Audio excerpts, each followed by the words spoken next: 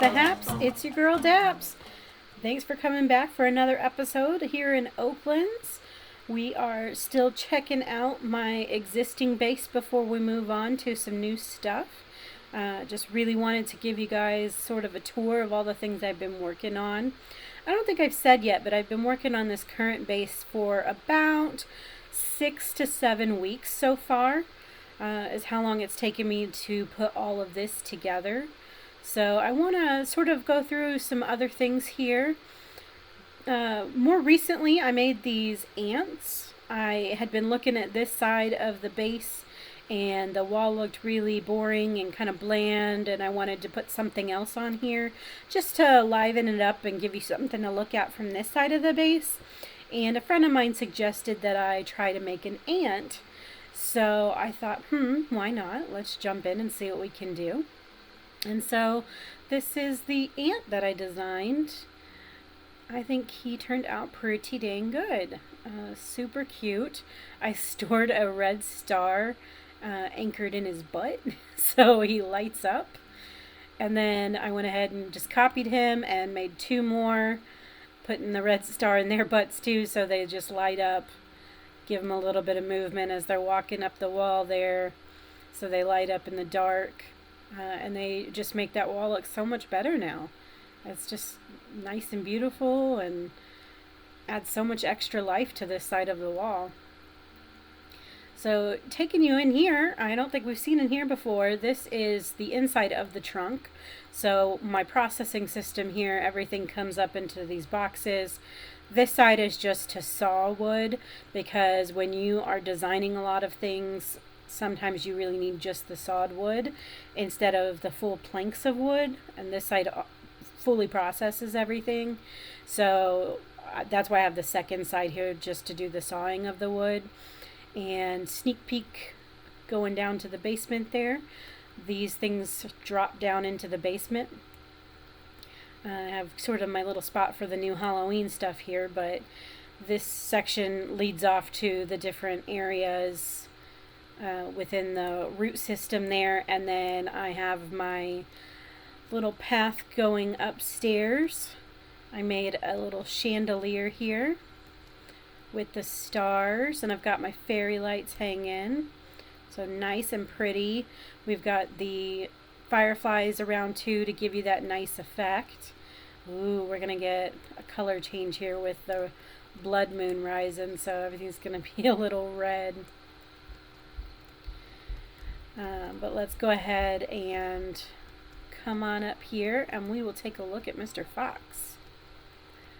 I love this guy. Again, I utilized putting stars, so he's got some nice light around his backside and his tail, because he's got stars in there. But this is my fox, and he is one of my favorites. He is so cute. This blood moon might not be the best time to show him off. We've got little toe beans. You gotta have the toe beans. Brings you some nice life. I love his little fluffy white hair on his cheeks. You can climb up him a little bit to get a good view of his beautiful blue eyes. Love that. His mouth was very challenging to make, his mouth and his snout. And trying to figure out how to get brown bits, I ended up using sort of a maroon color, but I really love it. He just turned out so nice. Such a good little guy. He was very challenging to make, I'll tell you that, but he is just so beautiful. And again, it's just using all those little pieces to add all the little details. You know, wanting to do different colors on the legs meant 2 different pieces in the legs, and getting them just right so that you got that sort of fur look between the 2 when you switched colors. Having the orange back and the white stomach means 2 different pieces here, so that you can get the double layer effect there on the colors. Same thing, you know, switching out colors here. You can see that star in there. To do the white tip for the tail. So just a lot of, you know, had to do a back layer for the ears, and then I had to do a front layer for the ears so I could put the white in the front and the orange in the back. A lot of things like that to just try and get it as perfect as you can so that it really looks like the animal you're trying to make, or whatever you're trying to make, whether it's an animal or something else. It's all about using your imagination and trying to find things that really inspire you and, make you want to build. For me, I tend to get an idea, whatever it is that I want to build. I was trying to go with a very wildlife type of feeling and vibe. And then from there, I tend to look at clip art is a really good thing to look up. If you just look up Fox clip art, it's very small, or not small, but it's very large pieces of items that make up the whole. So it's something easier to follow, and there's not, a bunch of tiny little pieces to make it up. You get, something a little bit easier to follow and try and mimic the best that you can. So that's sort of how I start most of the time. I try and look for a reference image, something similar enough to what I would like to make, that I can sort of just follow along with and try and mimic those shapes as best I can. And then go from there, sort of adding and moving things and trying my best. So after a while, I started realizing that I needed a little bit of a break from my own items and needed to maybe get some inspiration from other people. So I started offering, when I was playing on servers, that if anybody wanted me to build something for them, that I could build them a, whatever they wanted really, and make a copy of it and put it in a blueprint, and then they would be able to just place it on their base and fill it in with all the colors that they wanted to, for whatever they wanted to create. And I have one of those on my base over here that I made for a friend, and it is this beautiful cockatiel.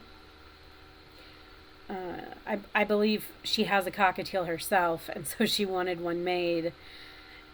So again, I just looked for some reference pictures of cockatiels and then put this guy together,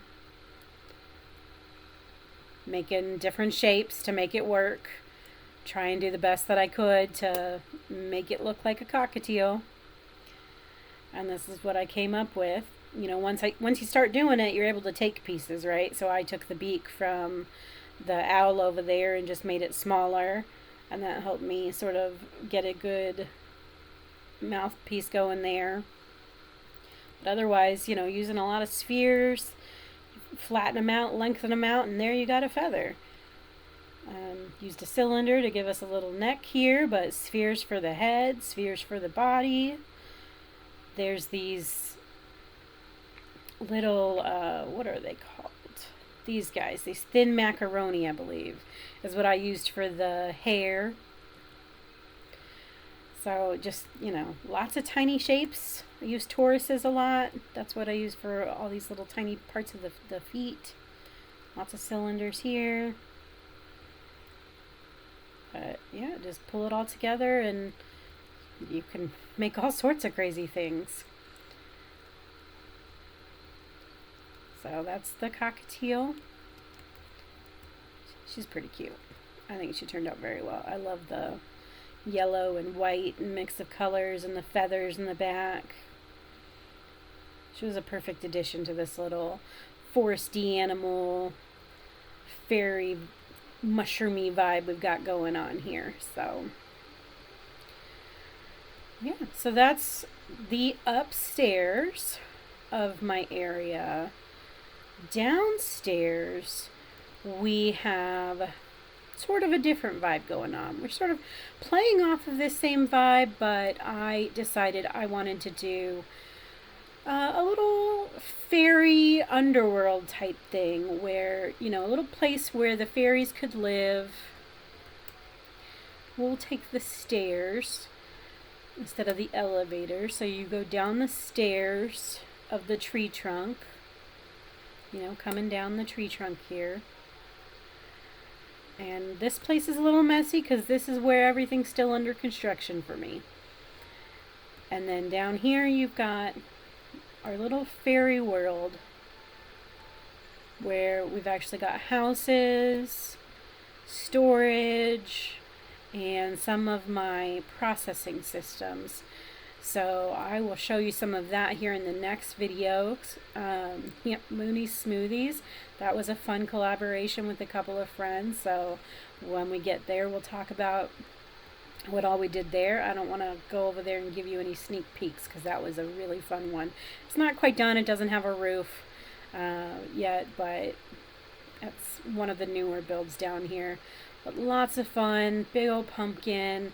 This one, again, all nature-y, sort of like, you know, your garden, and just trying to make little houses and things that fairies would want to live in. So, yeah, thanks so much for watching. If you want to see more, like and subscribe, and, you know, we'll be back for more episodes and showing you around down here and hopefully picking up with some new projects again in the future. So thanks for watching, and we'll get you next time.